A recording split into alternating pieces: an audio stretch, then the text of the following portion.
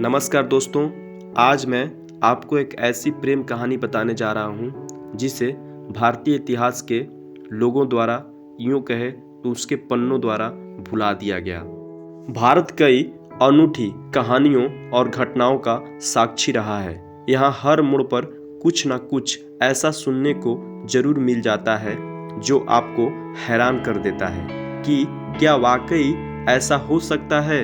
आज हम आपको ऐसे ही एक स्थान के बारे में बताने जा रहे हैं जो अपनी अमर प्रेम कहानी के लिए जाना जाता है। ऐसी कहानी जो आज कई सदियों बाद भी ना सिर्फ याद की जाती है बल्कि आज के भौतिकवाद से ग्रस्त समाज में जहां प्यार को बस एक खेल की तरह खेला जा रहा है, वहां प्यार के उस एहसास से रूबरू करवाती है जिसके लिए कभी लोग अपनी जान तक दे दिया करते थे। यह कहानी मांडू की रानी रूपमती और बाज बहादुर की है। इतिहास के पन्नों में दर्ज मांडू मध्य प्रदेश स्थित रानी रूपमती का महल एक समय पहले तक बेहद खूबसूरत हुआ करता था।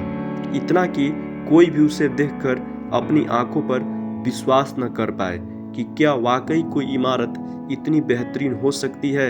इस महल के ऊपर मंडप बने हुए थे जहां बैठकर पूरा राज्य नजर आता था। यह महल 365 मीटर ऊंची और सीधी खड़ी चट्टान पर स्थित है जिसका निर्माण बाज बहादुर ने करवाया था। ऐतिहासिक कहानियों के अनुसार रानी रूपमती सुबह शाम मंडप पर बैठकर सामने वाली खूबसूरत नर्मदा नदी को देखा करती थी। महल के नीचे की ओर एक और महल है जिसे बाज बहादुर महल कहा जाता है और इस महल से रानी रूपमती का मंडप बहुत नजर आता है। ऐसा माना जाता है कि जब रानी मंडप में होती थी तब बाज बहादुर अपने महल के झरोखे से रूपमती को घंटों निहारा करता था।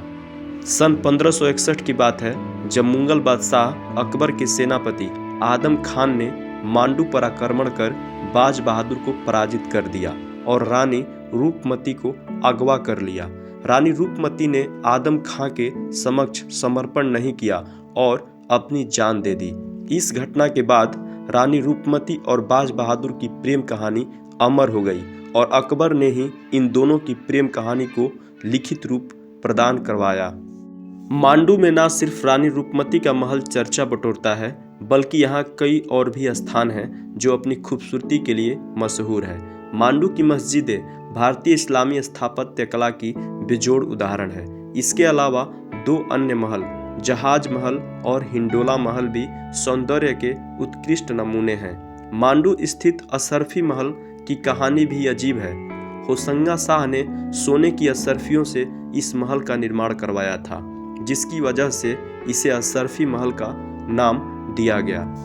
मांडू की इसी भव्यता से प्रभावित होकर मुगल सम्राट जहांगीर यहाँ कई महीनों तक रहा और चप्पे चप्पे का विचरण किया। उसने अपने प्रवास के दौरान कई भवनों को न सिर्फ निर्माण करवाया बल्कि कई पुरानी इमारतों की मरम्मत भी करवाई।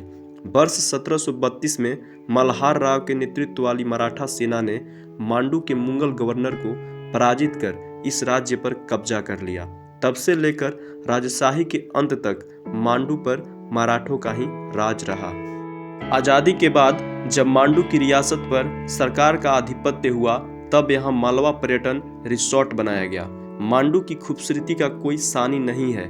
यही वजह है कि आज यहाँ हर साल देश विदेश के कई सैलानी घूमने आते हैं।